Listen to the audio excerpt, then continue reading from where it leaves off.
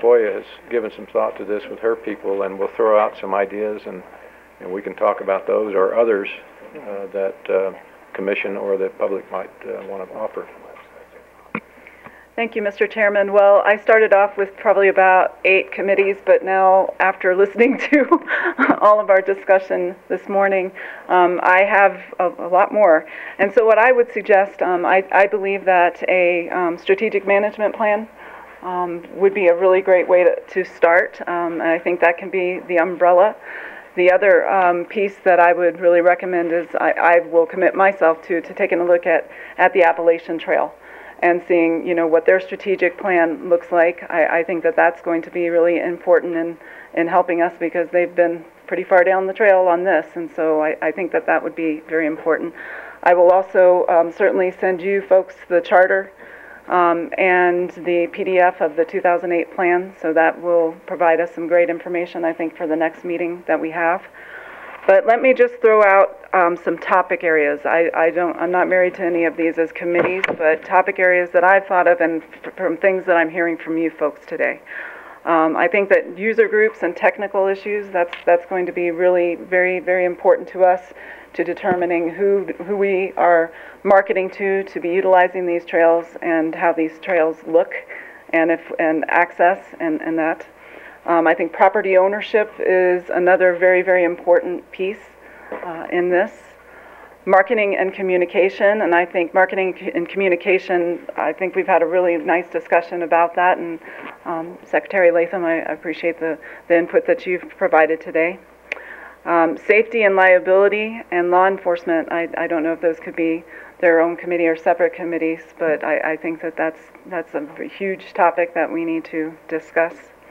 Tribal consultation, of course, I think that that's going to be something that feeds through a lot of the discussions that we're having, but I think particularly for the Pueblos that will be impacted by trail segments, I believe that that's going to be hugely important. Funding, of course, and I don't know if that needs to be its own separate committee. But I think that that's hugely important. I think looking at this chapter discussion, I think that that's a really great way to go and a good way to get the local support. Resource protection, of course, is hugely important, and blue trails. And so looking at our blue trails, looking at getting on the river, and we do have a very robust boating and lawn boating system through our New Mexico state parks, and so I know a fella who could probably help us out with that. So those are some topic areas that I would like to throw out for some consideration, and if you folks have any other ideas, I'd be happy to jot them down, and then we can figure out how we can kind of box them in together. A question on funding for separate meetings or at least subcommittees. I mean, do we have a limitation on what funding is available to bring us together to this point? I know we are going through the Ledge Council with regard to our time and effort, and I don't know exactly how your commission is made. The commission is also mileage and per diem. They're under the act. Do we have a cap as to how many times we can meet or should meet, or? Cap, we have, is it 70 or 75? 75,000. And we have a fund. The fund is set up for that, so that'll pay for mileage and per diem for the commission. Right. So there's no limitation in that. I would just envision that even though the statute calls for 3 a year, I would imagine we'd have at least 3 this year, or the calendar year. I'd say one, maybe a couple of months, and one possibly in November, and we can discuss that later. But I think we'd have probably 3 before the end of the year, because we really need to get things in place and get some of the work groups and committees functioning. And then have the committees and subcommittees and working groups meet the same time that we meet, so that we're not doing a whole bunch of meetings. We're trying to concentrate them. Okay. That's a good point. As far as these committees or work groups, any other input on how we might want to structure those, or comments on the topic areas that Two more that you might want to think about would just be recreation groups, because they're already in place all over the state. There are local hiking groups, backcountry horsemen, which it wouldn't be a backcountry trail, but you know, the thought of being able to ride from Socorro to Albuquerque is pretty cool. And because it's the river, birding groups, they're also, you know, groups that are already in place and already have a stake, either in recreation or the river ecology itself. Any other thoughts? Mr. Chairman, I'm thinking maybe interpretive and maybe education. Good.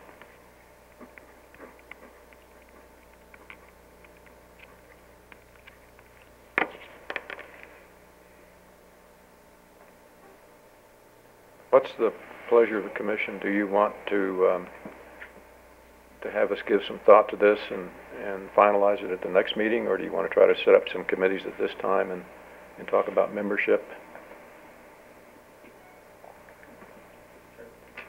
Yes. Might be interesting to hear if anybody in the public has any thoughts on the committee ideas as well. I really like the See, I threw out the suggestion we use our microphones, and I am the worst violator. So once I get going, Ms. Chairman, I like the committee structure that Commissioner Tafoya has come up with. You know, well thought out. Perhaps we can start there, and I would say we really need to reach out to the public and get interested members of the public populating these committees. We've already talked about that, but I support the structure that was come up with. So are there members of the public here that would like to weigh in on this? Yes, sir. You would probably have to have a significant discussion on archaeological sites, both discovered and undiscovered archaeological sites, and how you're going to advance the trail through the area.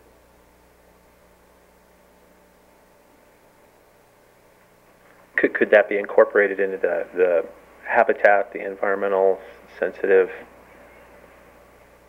sites of sensitivity kind of committee?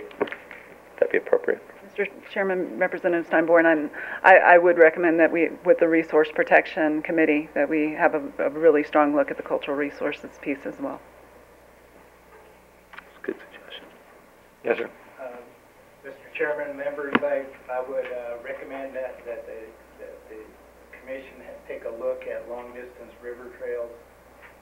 For example, where I just moved from Boise, Idaho, as a 42-mile Boise River Greenbelt greatly enhances the quality of life. I lived in a neighborhood, and just for Mr. Ryan's, I'm looking at 87104 in your district to purchase a home. And Folsom River in Sacramento, and there are many others, but Do you need a voter registration card? I already did my change of address. Anyway, I know the mayor has put forward a vision like that, and all I can say is, with my experience, it continues to flourish in Boise, a well-organized and developed trail system. And I would also say, of a trail of this magnitude, that you're going to go through a variety of settings. Everything from very primitive. I'm not familiar with the Rio Grande del Norte specifically. I haven't been on those trails. The existing trails may be an overriding prescription that was set forth in the land use plan. Everything to the urban interface, and then places like Contadora Mesa out there that has, I think that was one where we had a Civil War skirmish, actually. Tremendous history, but middle of nowhere. So, and I think the spectrum of opportunities is tremendous, but the individual, how that trail looks, I think will be dictated by the communities and settings around that. But I would encourage you to study existing river trails. Can I ask how many committees you have at this point?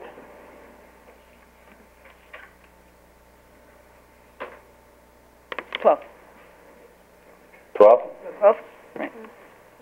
And I guess if we're going to have these subcommittees meet after a committee meeting, I guess we want to limit how many committees we get on, I guess, either one or two maybe, so that we're not going to one committee more than another committee.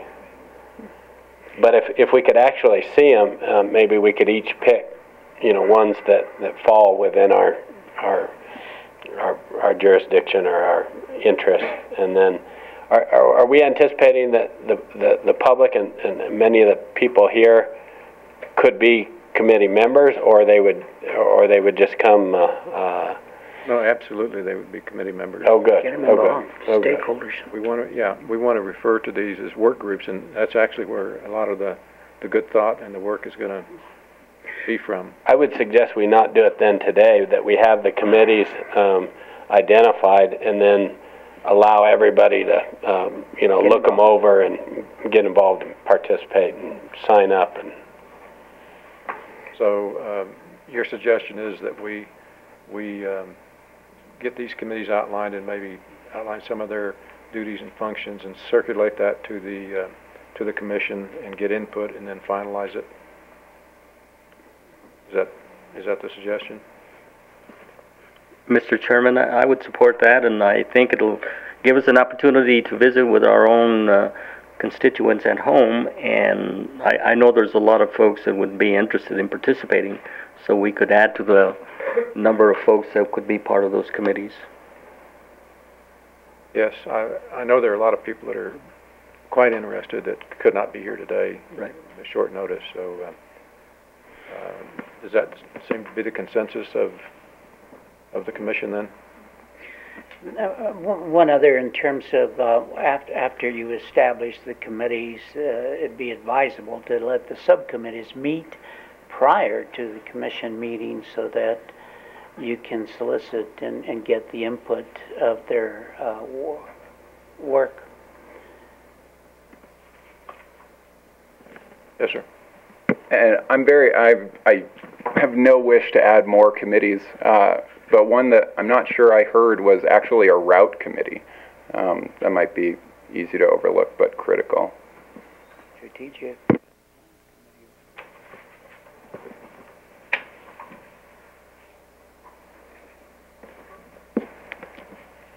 And Mr. Chairman, it seems to me that when we start to talk about the different chapters or the different trail segments, we might find that a lot of the information discussed in these other committees will actually fold into that. Maybe a trail segment committee would instead encompass what different recreation groups are within that segment, what resources need to be protected within that segment, what the route would be within that segment. So just looking at the initial list, I'm feeling personally that the chapter discussion or the trail segment might be one of the larger committees where a lot of these very important things are then discussed, instead of having 10 or 12 separate committees. We might find that a lot of these are going to fold into each other. Mr. Chairman, I agree with that as well. I think that once you start looking at this in segments, it'll be easy to identify other areas, like, where the boating, the river issue is, or where the horse riders are, or whatever. And probably help to just break it down like that. And I think you can also look at landowner maps, and so there are going to be some natural breaks. I mean, you're going to have pueblos that have a certain amount of land. You'll have, like the Taos area, things like that will be, natural, either geologic or cultural or whatever breaks in it. But then we just, start tying it in and see who's there, who needs to be communicated with, etc. Can I actually respectfully disagree with that? Because until you have a proposed route, you don't have a central organizing feature to talk about, and you need to find out what the, you need to propose so that you can, get the response and make it where everybody wants to be. I'm skeptical of doing it piecemeal and then putting the thing together. I think you have to have the vision initially. I believe the vision's the river, isn't it? Yeah, completely. Okay. But it's going to be more complex than that, I think, on the ground. Additional discussion on that? I agree in terms of you need to get the holistic picture, but then you got to also break it down to what in segments to see how you're going to develop it. Because clearly, I don't even know that you have access today to the Rio Grande at the state line and certainly at the Colorado state line. I think that's pretty much all privately owned property getting there. Now you'll have obviously areas where you do have access, but I can't recall ever go at the actual state line. And at mile 1, I wouldn't know how to get there, and I don't think you can drive there. Let's put it that way. You can boat in there, put in Colorado, and then obviously start that way. And then the other question is, do you want to do the trail in the rim or in the river, or how that's going to happen? So, so you need a little more detail in terms of, how you're going to structure this thing, because it's not, especially those areas that are not developed as of yet, and there are some. Now, south of the state line, that you get into the developed area of the monument area where there are trails and easily accessible, but clearly there are areas there that you cannot. A good example is where the confluence of the Red River and the Rio Grande. You can't get across there, at least not walking. And certainly there's going to be areas where handicap access is almost impractical. You're not going to be able to have that. Senator Cisneros, if I may add. Please. I've been working with the BLM office and John Bailey specifically. The areas you addressed are part of a proposal in the management plan for a 31-mile-long trail down in the Rio Grande Gorge. So it'll be not on the rim, but or tying into existing trails on the rim where it's just too difficult to walk down in the gorge. There is not currently, or correct, access right at the Colorado border, but that is BLM land and that is in the monument now. So there could be access there. Just make the bungee cord a little longer. Bungee cord. So when I look at your list, I find some of them are really support committees, where if you were going out to the public, or where if you were trying to organize the route or this, they would inform